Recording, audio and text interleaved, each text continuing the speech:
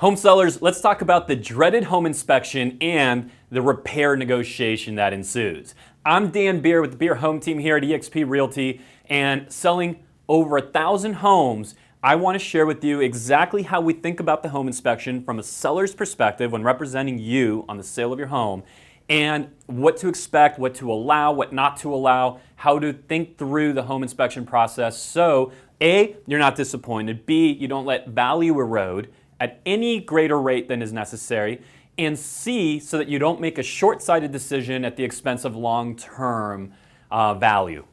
So here's how we think of it, okay? When the buyer is doing their inspection, what we don't want to allow is for them to try to negotiate what's already been visible to them when they came to see the property. So in other words, your agent needs to protect you from not allowing the other party to negotiate things like, hey, we want extra money for painting the home, or we want money for, changing the carpets, or just different things like that, especially if those things were visible at the time of the showing.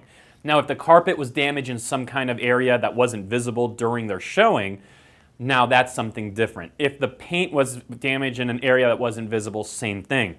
But their offer is representative of what they've already seen.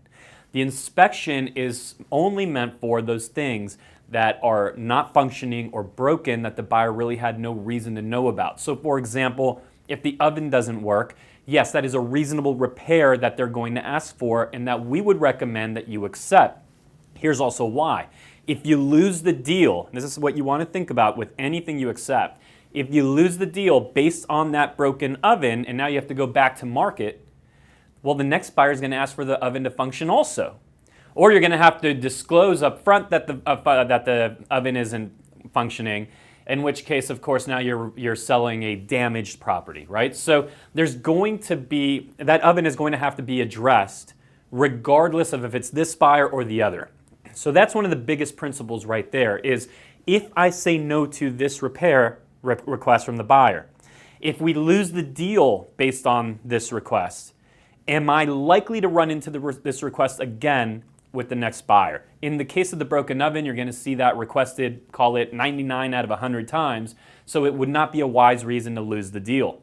There are, however, times when the buyer starts trying to poke at things like, hey, I want a brand new, I want a brand new water heater, even though the water heater works, or I want a new HVAC system, even though it works. Sure, it might be old, but it works.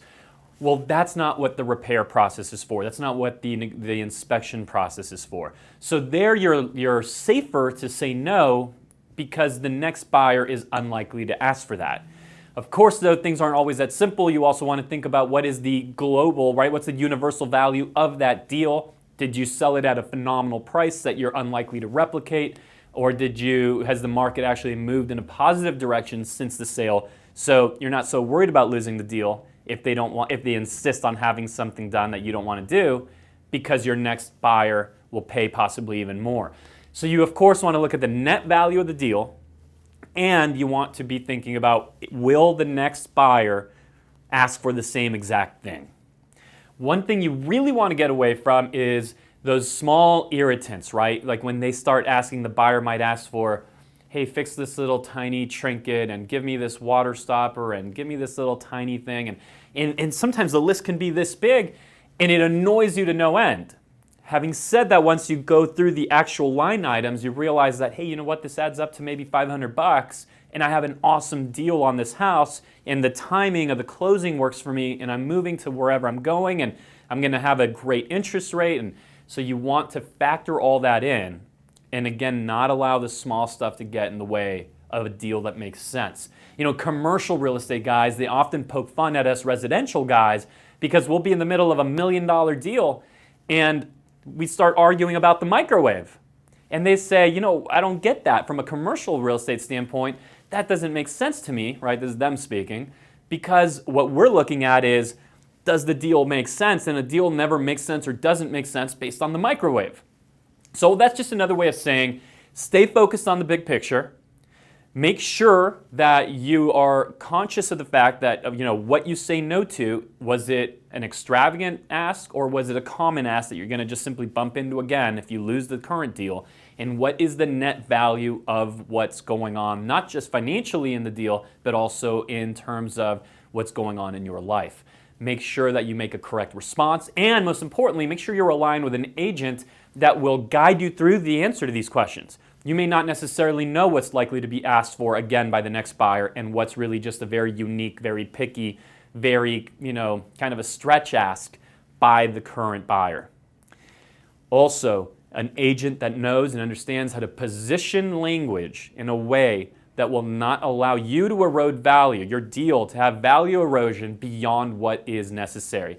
Of course, we can go to 100 different examples. Every home is different, but I hope this video makes sense to you, and if you want to discuss anything home sale related or purchase related, just let me know. We'll jump on a call. I'm Dan Beer with the Beer Home Team. Looking forward to serving you on the next video.